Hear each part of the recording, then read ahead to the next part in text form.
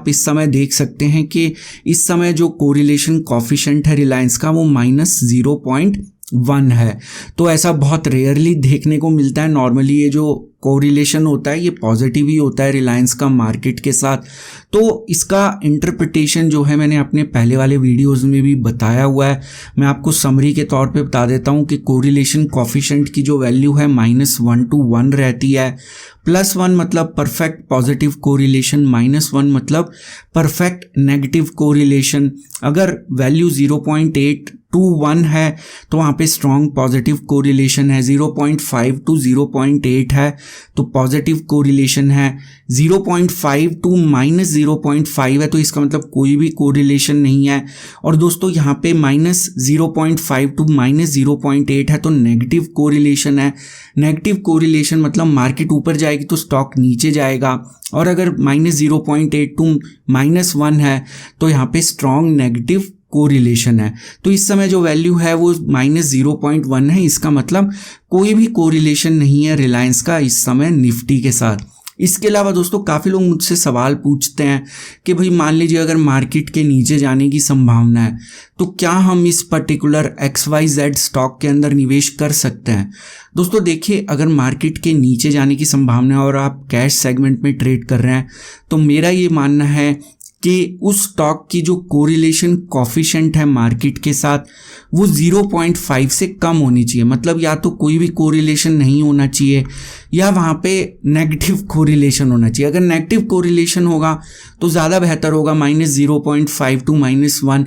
इसका मतलब अगर मार्केट नीचे भी जाती है तो उस स्टॉक के ऊपर जाने की बहुत ज़्यादा स्ट्रॉन्ग संभावना है। तो इस चीज़ का आप ध्यान रखिए दोस्तों। ये छोटी छोटी बातें होती हैं लेकिन इनकी वजह से आपको काफ़ी ज़्यादा नुकसान पड़ सकता है, और ये काफ़ी महत्वपूर्ण डेटा पॉइंट्स होते हैं, रिलेवेंस है। तो पहले मैं आपको बता देता हूँ कि ये वेटेड क्लोज कैलकुलेट कैसे होता है।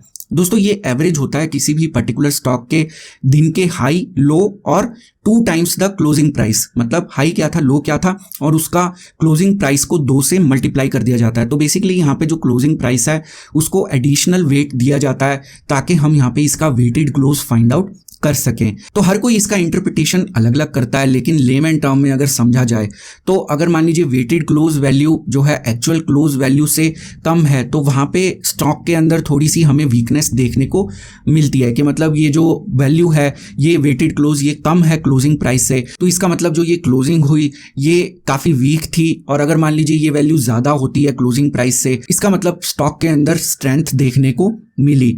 तो अगर आप इस पर्टिकुलर वैल्यू का इस्तेमाल करते हैं तो आप तभी इस पर्टिकुलर इंडिकेटर का इस्तेमाल करिए। और यहाँ पे जो वेटेज है वो क्लोजिंग प्राइस को ज़्यादा दी जाती है, एक्स्ट्रा वेट दिया जाता है।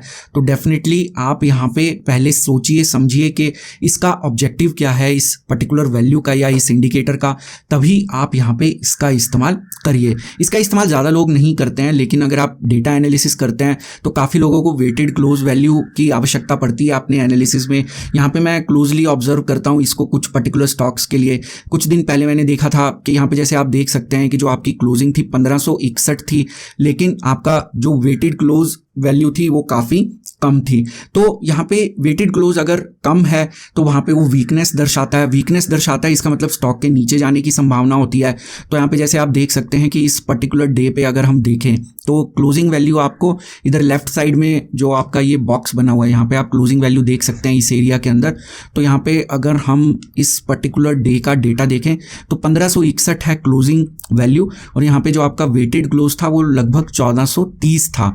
तो वेटेड क्लोज नीचे की तरफ था, तो इसका मतलब ये एक वीकनेस दर्शाता है कि स्टॉक जो है ये शायद थोड़ा वीक है। अब ये मेरा कंक्लूजन है, मैं आपको ये नहीं कह रहा कि आप इसी तरीके से एनालिसिस करिए। मेरा कंक्लूजन गलत भी हो सकता है, आप इसको अपने तरीके से जिस तरीके से आप एनालाइज करना चाहते हैं आप कर सकते हैं।